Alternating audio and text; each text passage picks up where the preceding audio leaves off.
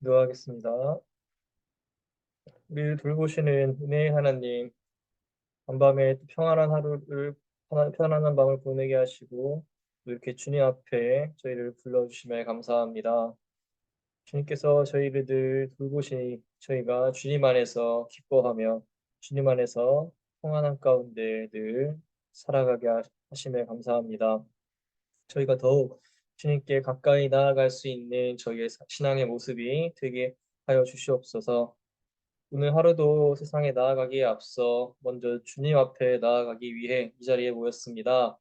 주님께서 저희를 만나주시고 아픔 가운데 있는 분들은 주님께서 치유하여 주시는 역사가 일어나고 또 주님을 간절히 사모하는 분들에게 주님의 거룩한 영을 더하시는 은혜의 예배가 되게 하여 주시옵소서. 저희의 마음의 문을 여셔서 주님 말씀이 들어갈 때에 그 말씀이 저희 삶 가운데 나타나게 하여 주시옵시고 주님 말씀을 저희가 온전하게 받아들일 수 있는 성숙한 신앙인이 되게 하여 주시옵소서. 말씀을 전하는 전도사에게도 함께 하시고 또한 오늘 이 자리에 함께 모인 분들의 주님께서 건강을 책임져 주셔서 주님께 예배하기 위하여 모이는 그 걸음을 막아서는 그 어떠한 장애물도 있지 않도록 주님께서 지키시고 보호하여 주시옵소서. 이제 이 자리에 함께하지 못하신 분들도 주님께서 똑같이 함께해 주시며 거룩하신 예수님의 이름으로 간절히 기도하였습니다. 아멘.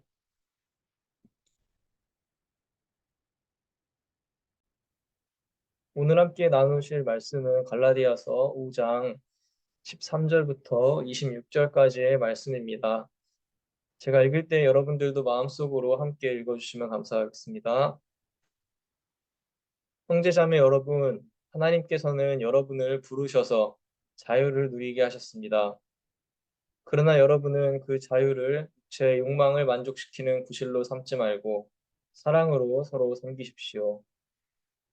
모든 율법은 내 이웃을 내 몸과 같이 사랑하여라 하신 한마디 말씀 속에 다 들어 있습니다.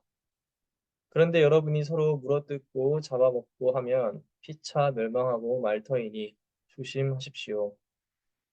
내가 또 말합니다. 여러분은 성령께서 인도하여 주시는 대로 살아가십시오. 그러면 육체의 욕망을 채우려 하지 않을 것입니다. 육체의 욕망은 성령을 거스르고 성령이 바라시는 것은 육체를 거스릅니다. 이 둘이 서로 적대 관계에 있으므로 여러분은 자기가 원하는 일을 할 수 없게 됩니다. 그런데 여러분이 성령의 인도하심을 따라 살아가면 율법 아래에 있는 것이 아닙니다.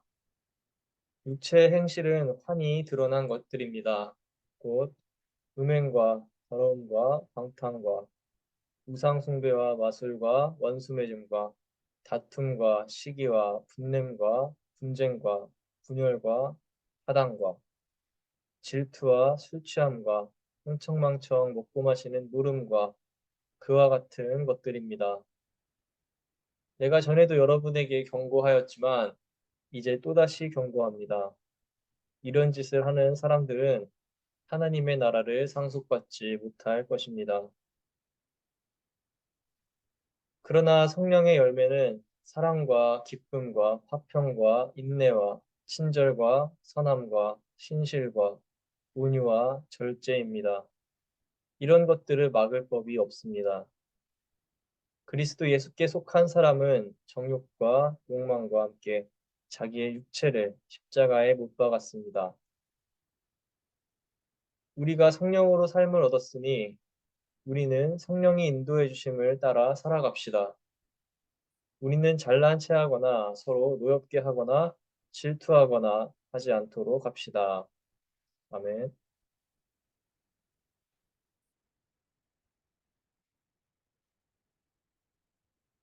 기독교, 죄송합니다. 기독교에 가까운 이웃인 가톨릭 교회에는 상선벌악이라는 교리가 있습니다. 착한 이에게 상을 주고 악한 이는 벌하는 것입니다. 하나님이 주시는 은총에 협력함으로써 이 땅에서 착한 행실을 하면 훗날 상을 받게 된다는 교리입니다. 반면 기독교에서는 믿음으로 얻는 구원이라는 것을 강조하여 이 상선벌악의 교리를 중요하게 여기지 않습니다. 구원은 하나님께서 주시는 것이지 구원을 얻기 위해 인간의 노력이 필요하느냐 하는 것입니다. 그러나 요즘 기독교인들의 악한 행실들, 변화되지 않는 삶의 모습들이 조명되면서 오히려 가톨릭의 상선벌악의 교리를 기독교에서도 따라야 하는 것이 아니냐 하는 목소리도 있습니다. 예수님께서도 너희의 착한 행실로 하나님 아버지께 영광을 돌리라고 말씀하셨는데 기독교인인 우리가 어떠한 삶을 사는 것이 하나님을 영화롭게 하는 삶일까요? 정말 믿음으로 구원을 받기 때문에 인간적 노력의 차원으로 선행을 하는 것은 우리 신앙생활에 아무 의미가 없는 것일까요? 혹은 하늘의 상급을 기대하며 의무적으로 선행을 하는 것이 맞을까요? 네, 오늘 나눌 말씀인 갈라디아서 5장에서는 이에 대한 해답을 우리에게 제시합니다. 앞서 4장에서와 마찬가지로 5장에도 바울은 갈라디아 교인들이 하나님을 믿는 믿음, 하나님과의 사랑의 관계에 힘쓰기보다 율법을 따르는 일에 더욱 힘쓰는 것을 지적하며 시작하고 있습니다. 먼저 바울은 갈라디아 교인들이 할례를 받아야만 의롭게 된다는 율법주의에 빠지는 것을 경고합니다. 4절과 5절 말씀에서 바울은 이렇게 말합니다. 율법으로 의롭게 되려고 하는 사람은 그리스도에게서 끊어지고 은혜에서 떨어져 나간 사람입니다. 그러나 우리는 성령을 힘입어서 믿음으로 의롭다고 하심을 받을 소망을 간절히 기다리고 있습니다.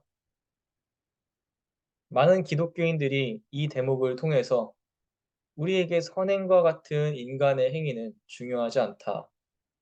다만 믿음이 중요하다 하고 주장해 왔습니다. 구원을 받기 위해 혹은 하늘의 상을 받기 위해 선행을 하는 것은 마치 바울이 지적하는 율법을 지키기 위해 애쓰는 그러한 사람들의 인간적 행위를 통해 의로움을 얻으려는 것과 마찬가지라 보았기 때문에 그렇습니다. 그러나 바울은 계속해서 이렇게 말합니다. 그리스도 예수 안에서는 할례를 받거나 안 받는 것이 문제가 되는 것이 아닙니다. 가장 중요한 것은 믿음이 사랑을 통하여 일하는 것입니다.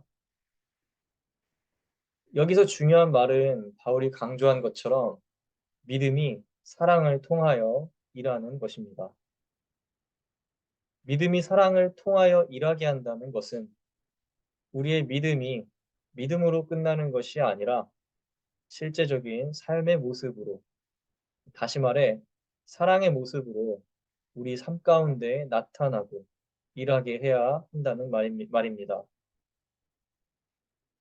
바울이 이 신칭이 곧 믿음으로 말미암아 의롭게 된다고 이야기했지만 그것이 곧 우리의 삶 가운데 거룩하고 선한 행위들을 소홀히 하는 말은 절대로 아니었습니다. 오히려 이 땅에서의 선한 행위들을 하도록 독려하는 말로 이해되어야만 합니다. 그러므로 13절부터 바울은 그 믿음을 가진 사람들의 삶의 모습이 어떠해야 하는지를 보여줍니다. 형제자매 여러분, 하나님께서는 여러분을 부르셔서 자유를 누리게 하셨습니다. 그러나 여러분은 그 자유를 육체의 욕망을 만족시키는 구실로 삼지 말고 사랑으로 서로 섬기십시오. 모든 율법은 내 이웃을 내 몸과 같이 사랑하여라 하신 한마디 말씀 속에 다 들어 있습니다. 하나님의 자녀로 부름을 받은 사람들은 하나님의 사랑과 용서를 경험하며 그 안에서 자유함을 누리는 사람들입니다. 그러나 바울은 그 자유를 우리 육체의 욕망을 만족시키는데 곧 자기 자신의 만족을 위해 사용하지 말고 이웃을 섬기고 사랑하는 데 사용하라고 말합니다. 그러므로 내 이웃을 내 몸과 같이 사랑하라는 예수님의 말씀 가운데 하나님 사랑과 이웃 사랑을 말하는 율법의 모든 것들이 완성되어 있는 것입니다. 그렇다면 가톨릭에서 말하는 상선 벌학의 교리와 바울의 주장에는 어떤 차이가 있을까요? 그것은 순서의 차이입니다. 가톨릭에서는 우리가 상을 받기 위해 우리의 의지로 선한 행위를 할 것을 요구합니다. 그러나 바울이 말하는 우리의 모든 선행들은 먼저 믿음에서 출발해야만 하는 것입니다. 우리가 우리의 의지로 선행을 하는 것이 아니라 성령님의 의지에 따라 선한 일을 해야 한다는 것입니다. 그러므로 내가 하는 선한 행위들이 결코 내가 하는 것이 아니라 하나님께서 하는 것이 되며 곧 선행 자체가 나의 자랑이 아니라 하나님의 세상을 향한 사랑의 표현이 되어야만 하는 것입니다. 그래서 16절부터 바울은 우리에게 성령께서 인도하여 주시는 대로 살아갈 것을 권고합니다. 바울은 우리가 성령의 인도하심을 따라 살아간다면 육체의 욕망을 거스를 수 있는 삶을 살게 된다고 말합니다. 육체의 욕망이란 무엇인지 19절부터 소개됩니다. 곧 우상 숭배와 마술과 원수 맺음과 다툼과 시기와 분냄과 분쟁과 분열과 파당과 질투와 술 취함과 흥청망청 먹고 마시는 노름과 같은 것들입니다. 이 모든 것들은 갈라디아 교회가 있던 당시 로마의 문화 가운데 유행하던 것들입니다. 즉, 성령의 인도하심을 따라 산다면 우리는 세상의 문화 가운데서 무엇이 하나님 보시기에 기쁜 일인지 아닌지를 분별할 수 있게 된다는 것을 바울은 우리에게 전하고 있는 것입니다. 그렇다면 성령을 따라 사는 하나님이 기뻐하시는 삶의 모습은 무엇일까요? 바울은 계속해서 성령을 따라 사는 사람들은 다음과 같은 열매를 맺게 된다고 말합니다. 우리가 성령이 충만함 가운데 살면 우리 삶 속에 열매가 맺히게 되는데 그것은 곧 사랑과 기쁨과 화평과 인내와 친절과 선함과 신실과 온유와 절제입니다. 신앙생활에 있어 우리는 때로 씨앗을 심기 이전에 열매를 먼저 구하려고 하지는 않았나 돌아보아야 합니다. 내가 사랑해야지, 기뻐해야지, 화평해야지, 인내해야지, 친절해야지, 신실해야지, 온유해야지, 절제해야지. 노력은 하지만 이내에 실패하고 나는 믿음이 부족한 사람이다. 나는 예수님이 아니라서 그렇게까지는 못하겠다. 좌절하고 포기했던 경험이 있었을지도 모릅니다. 그러나 그것은 순서가 잘못되었기 때문에 일어나는 일들입니다. 우리는 교회에서 종종 성령 받으셨냐고 묻거나 혹은 성령을 받으라는 말을 듣습니다. 우리 신앙생활에 있어서 무엇보다 중요한 것은 우선 성령을 따라 사는 것이기 때문에 그렇습니다. 먼저 내 마음이 예수님의 사랑이 가득한 성령으로 충만한 모습이 되어야 합니다. 바울은 그리스도 예수께 속한 사람은 자기의 육체를 십자가에 못 박은 사람이라고 말합니다. 즉, 자기 자신을 모두 내려놓고 나의 인격과 자아를 주님 앞에서 겸손하게 포기하고 성령으로 새 삶을 얻어 성령의 인도하심을 따라 살아가는 것이 곧 신앙생활의 시작인 것입니다.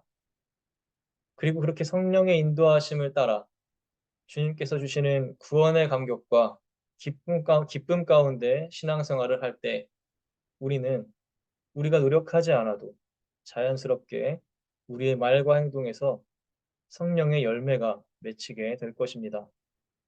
이것이 감리교의 신앙이기도 합니다. 사랑하는 성도 여러분, 하나님께서 오늘 우리들에게 주님의 영을 부어주시기를 소망합니다. 우리 자신을 십자가에 못 박고 하나님의 영이 우리 마음 가운데 임하실 수 있도록 우리 마음의 문을 활짝 열어두시기를 바랍니다. 우리가 성령을 따라 살아간다는 것은 하나님과 나의 관계가 누구도 끊을 수 없는 아버지와 자녀의 관계로 회복되었다는 뜻입니다. 그렇게 주님과 나의 관계가 회복된 삶은 더 이상 나의 인간적인 노력으로 분투하다가 결국 좌절하는 그러한 신앙생활이 아닙니다. 자녀가 부모의 말을 따르듯이 나는 그저 하나님의 말씀을 따랐을 뿐인데 그저 내 마음이 주님의 사랑이 넘쳐서 하는 말과 행동이었을 뿐인데 그 삶의 모습이 세상을 바꾸는 놀라운 성령의 열매로 나타나게 될 것입니다. 이 시간 믿음의 씨앗을 우리 마음밭에 뿌리기 원합니다. 주님께서 나를 만나주시고 성령으로 나를 가득 채워주시기를 간절히 기도하면 좋겠습니다. 그러므로 우리에게 심겨진 그 믿음의 씨앗이 우리 삶의 큰 기쁨과 사랑의 열매로 자라나기를 소망합니다. 기도하겠습니다. 우리의 삶을 인도하시고 우리의 주인 되시는 거룩하신 아버지 하나님, 오늘 바울의 말씀을 통해서 저희가 신앙의 순서에 대해서 다시 한번 깨닫게 됩니다. 저희가 주님을 따라가기 위해 애쓰고 분투하고 노력해 왔습니다만 그 노력 가운데에서 때로 좌절하고 포기하고 절망했던 적이 있었습니다. 그것은 저희가 먼저 주님 가운데에서 저희 마음이 먼저 주님 그 사랑으로 가득하지 않았기 때문에 그랬을지도 모릅니다. 이 시간 먼저 주님께서 저희에게 가득 주님의 사랑을 부어주시고 또 저희 마음이 그 주님의 사랑으로 가득해지기를 기도합니다. 저희가 주님께서 주시는 그 성령을 따라 살아가기를 소망합니다. 그래서 저희가 인간적인 노력으로 신앙생활을 유지하는 것이 아니라 주님께서 주시는 그 구원의 기쁨과 감격으로 인해서 그 주님의 사랑에 응답하고 반응하는 것으로 우리의 신앙생활이 되기를 소망합니다. 그러므로 저희가 착한 일을 하려고 노력하고 인간적인 방법으로 신앙생활을 유지하는 것이 아니라 저희의 삶과 저희의 말과 행동에서 자연스럽게 구원받은 사람들의 삶의 모습이 나올 수 있도록 먼저 저희에게 그 구원의 기쁨과 감격을 깨닫게 하여 주시옵소서. 그래서 저희가 그 주님의 사랑 가운데 거하면서 힘들고 어려운 일이 있을지라도 주님을 찬양하며 또 주님께서 주시는 놀라운 회복과 기적의 은혜를 체험하며 살아가는 그런 놀라운 삶을 살아가는 신앙인들이 되게 하여 주시옵소서. 이 시간 주님을 만나기 위해 간절히 기도하는 분들의 기도를 주님께서 들어주시고 주님께서 만나주시는 그런 놀라운 일이 일어나게 되기를 소망합니다. 주님께서 찾는 자를 받아주시고 문을 두드리는 자에게 문을 열어주신다고 말씀하셨으니 주님께서 이 시간 저희를 만나 주시옵소서. 감사드립니다. 예수님의 이름으로 기도드렸습니다. 아멘.